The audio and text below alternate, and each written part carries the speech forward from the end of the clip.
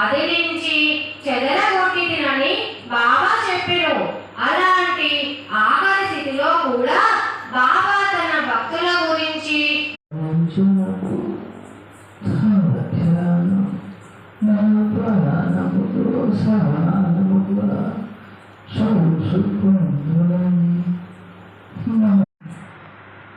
ఆత్మసంధానము చేయుండెడివాడను